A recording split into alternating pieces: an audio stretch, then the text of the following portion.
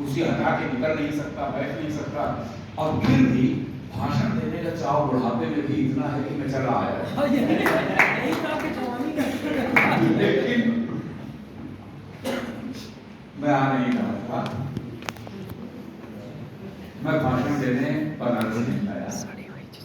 मेरे परिवार का एक हिस्सा याद रहता है और परिवार का दायित्व और दबाव ऐसा होता है जिसकी मैं भी बहुत परवाह करता हूँ और मेरे मित्र श्री प्रकाश जी भी परिवार की बहुत परवाह करते हैं, क्योंकि परिवार एक मूल्य है। और इस मामले में हम लोग रामविलास शर्मा के हैं और 20वीं शताब्दी के महानतम मस्तिष्कों में एक थे रामविलास शर्मा, और उन्होंने लेखन में जितना विराट रूप दिखाया है, पारिवारिकता में भी उतना ही विराट उदाहरण प्रस्तुत किया है। घर की बात जैसी पुस्तक है जिसमें परिवार के सारे लोगों ने लिखा है, यानी गद्य का घराना बना हुआ है और परिवार के लिए चीजें बढ़ती थी। तो मैं भी परिवार की वजह से यहाँ आया, लेकिन यहाँ कुछ मित्र हैं जिनमें एक ये भी है, ये चाहे इनकी बदकिस्मती हो चाहे मेरा सौभाग्य हो, ये भी मित्र अनन्य मित्र हैं। तो चलते समय अंत में जब पता चला कि जाना ही है, तो ट्रेन के लिए जब घर से निकला तब मैंने रास्ते से इनको फोन किया कि यार आपके शहर आ रहा हूं। तो इन्होंने कहा कि आप आइए, आपका हम उपयोग करेंगे। अब देखिए, जैसे परिवार की आप परवाह करते हैं तो उसी का विस्तार तो मित्र की भी परवाह करनी पड़ती है। और सिर्फ मित्र धर्म की वजह से शरीर का कष्ट उठा के मैं यहाँ आया हूँ भाषण देने के ख्याल से नहीं आया हूँ। पहली बात कैफियत साफ साफ कह देने में भलाई। दूसरी बात ये, कुछ बातें बहुत ज्यादा नहीं करूंगा, भाषण देने आया नहीं हूँ और मैं भाषण की सूची में था भी नहीं, सिर्फ इनके प्रेम में पढ़ के यहाँ उपस्थित हूँ। चूंकि समकालीन कविता का आलोचक और समकालीन कविता के उत्तरवर्ती अंश के एक महत्वपूर्ण कवि ये हैं, और वो जो समकालीन कविता नाम से कविता जानी जाती है, उस कविता के उत्कर्ष के दिनों के कवियों में 3 मेरे प्रिय कवि हैं। सब जानते हैं, राजेश जोशी, अरुण कमल और ज्ञानेंद्र। और बनारस की सबसे अच्छी शामें मेरी 2 लोगों के साथ बीतती रही हैं। अब उसमें नए मित्र आए हैं, लेकिन एक अवधेश प्रधान और दूसरे ज्ञानेंद्र। जब उनको देखा तो मैंने कहा मेरा तीर्थ हो गया।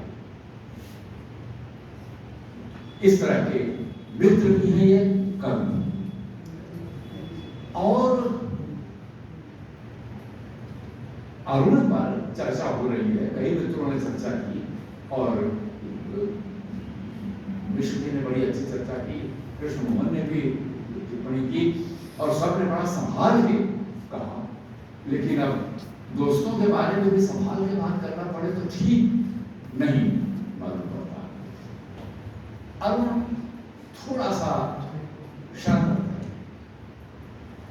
और थोड़ा क्या, ज्ञानेंद्र जी तो पट्टा खेलने जानते हैं, अरुण तो शरारत बड़े मतलब ऊपर से बड़ी मासूम रहते हैं और अंदर से ऐसी शरारत करते हैं जिसकी हद नहीं।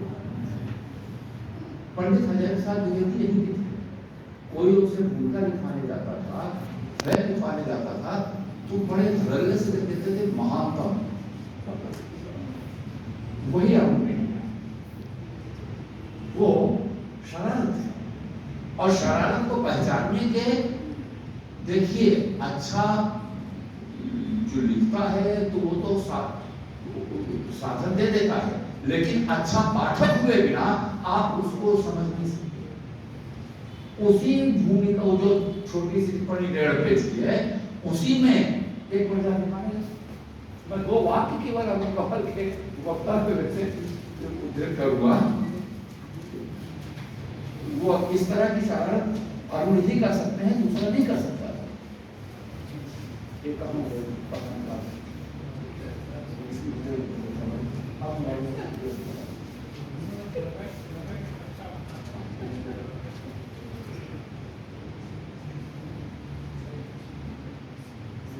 और यहां से शाम तक बात अरुण कमल के पास पहुंच जाएगी, मुझे पता है।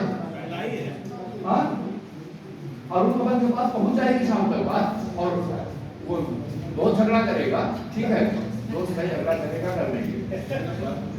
कहाँ नहीं मिला उनका,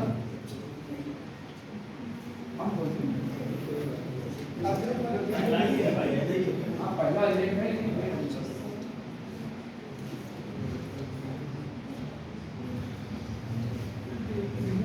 उसमें एक बात ये कहते हैं कि अगर लोग इसको ऊपरी तौर से न समझे तो, दोबारा भी कुछ कहा है कि ऊपरी तौर से समझने पर ऐसे होगा। तो यही कारण है कि गंभीर करुणाएं गंभीर बात की अपेक्षा करती हैं। दो जगह इन्होंने ऊपरी पाठ की बात की है कि लोग बड़े ऊपरी तौर से देखते हैं। तो ऐसी क्या मर्म की बात कह दी है कि जो ऊपरी तौर से अलग दिखाई पड़ेगी और ज्यादा गहराई में जाओगे तो अलग दिखाई पड़ेगी, ऐसी बात भी तो कहते। जो कहा गया कि विश्लेषण करके, तो विश्लेषण तो रचनाओं के उदाहरण से होता है, ऐसा कुछ नहीं होता। जिसको बोलचाल में स्वीपिंग रिमार्क्स कहते हैं और वो सरल हिंदी में फतवेबाजी कहते हैं। तो फतवेबाजी भी एक कला है। ये अतिशयोक्ति का उदाहरण है, और अतिशयोक्ति पर केवल कवियों का एक अधिकार नहीं है, गद्यकारों का भी काफी उसमें दखल रहता है। और जब शिष्टाचार के नाम पर गद्य लिखा जाता है तो उसमें यह अतिशयोक्ति प्राय दिखाई पड़ती है।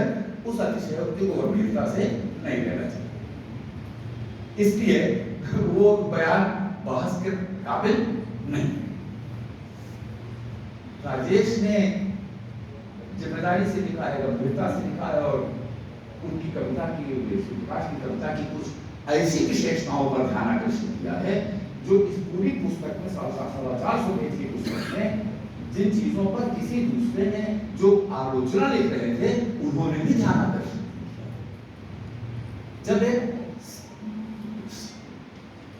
गंभीर तरीके से आप कविता का मर्म उद्घाटित करते हैं तो उसमें कुछ बातें